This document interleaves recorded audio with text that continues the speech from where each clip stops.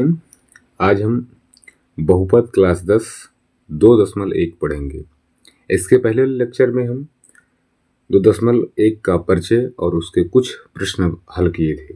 आज हम उसके आगे प्रश्नों को हल करेंगे। यदि द्विघात बहुपद f(x) बराबर 4x² - 5x - 1 के मूल अल्फा और बीटा हैं, तो alpha square beta plus alpha beta square का मान ज्ञात करना था हमें। तो क्या हो जाएगा, अब हम अल्फा स्क्वायर बीटा और प्लस का क्या है अल्फा बीटा स्क्वायर, इसे हल करेंगे। अगर इसे हम हल करते हैं तो यहाँ से अल्फा और अल्फा बीटा, यहाँ अल्फा है यहाँ बीटा है, मतलब अल्फा बीटा हम कॉमन कर सकते हैं। अल्फा बीटा कॉमन कर सकते हैं, क्यों? क्योंकि अल्फा स्क्वायर यहाँ है, अल्फा कम संख्या और निकाल लेते हैं, और बीटा 1 है बीटा 2 है।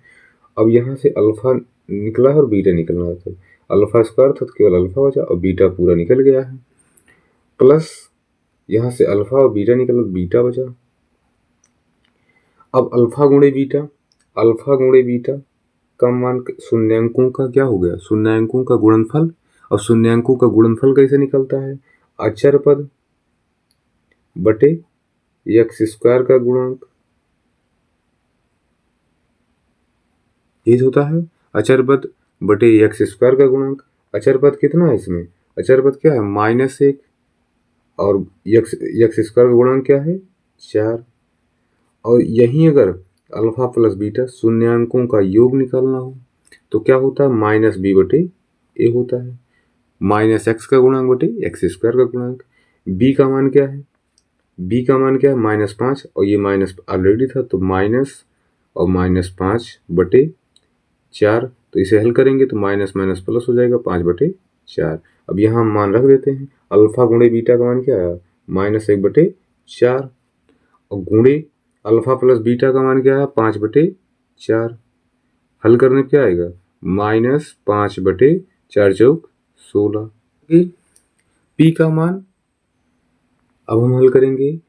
तीसरा सवाल, यदि अल्फा बीटा बहुपद x² - p ब्रैकेट में है x + 1 - c के मूल हैं तथा अल्फा + 1 और बीटा + 1 बराबर 0 है, तब c का मान ज्ञात करना है।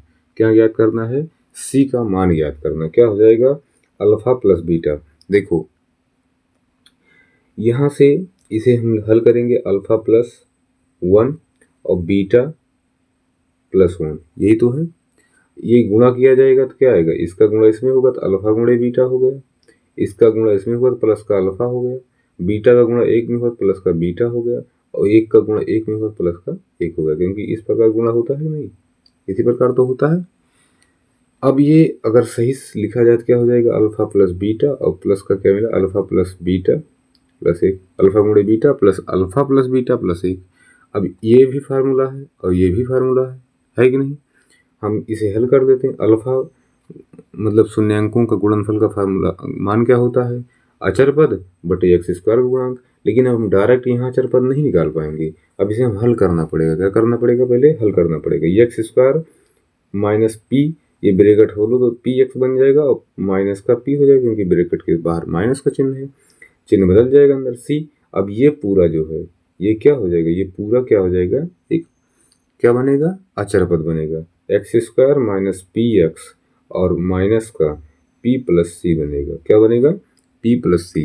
अचर पद इसमें क्या है ये होगा, क्यों? क्योंकि x वाला ही क्या होता है, x वाला तो ये x का गुणन तो केवल p है ना। तो अब इसे हल करेंगे, शून्यांकों का गुणनफल फार्मूला लगाएंगे तो अचर पद क्या है माइनस का p प्लस सी और बटे 1 हो जाएगा, और प्लस का अल्फा गुणे बीटा शून्यांकों का योग। शून्यांकों का योग का फार्मूला कौन सा लगेगा कि हो जाएगा क्या -x का गुणांक बटे एक्स स्क्वायर का गुणांक। x का गुणांक क्या हो जाएगा -x का गुणांक हो गया माइनस का p, तो ये हो जाएगा प्लस का p, माइनस माइनस प्लस हो जाएगा और बटे का 1 हो गया और प्लस 1। अब इसे हम हल करते हैं तो क्या हो जाएगा -p और -c प्लस p और प्लस का 1। यहाँ बराबर में 0 था, बराबर में 0 था, ये बराबर 0 हो जाएगा। ये बराबर में 0 था ना, तो बराबर का क्या हो जाएगा सब में 0 हो जाएगा। तो यहाँ भी बराबर का 0, तो क्या हो जाएगा, p से p कट जाएगा क्योंकि प्लस माइनस में है, बचेगा क्या -c और प्लस का 1 बराबर 0। तो इसे पश्चांतर करेंगे, माइनस का c बराबर माइनस का 1, माइनस माइनस कटा, आंसर क्या आया, c बराबर 1 आ गया। यही आंसर था, c का मान। अब हम अगला सवाल देखते हैं। बहुपद x² प्लस 1/6x माइनस 2 के मूल ज्ञात कीजिए। तो क्या हो जाएगा, x² माइनस 1/6x माइनस 2, ये प्लस है। 1/6 को इस प्रकार तोड़ना है कि गुणा करने पर क्या प्राप्त हो, 2, और अचर पद के सामने कौन चिन्ह है, माइनस का, घटाया जाए तो क्या प्राप्त हो, 1/6। तो हम 1/6 को तोड़ेंगे तो आएगा क्या, हम लिख सकते हैं 3/2 और माइनस का 4/3,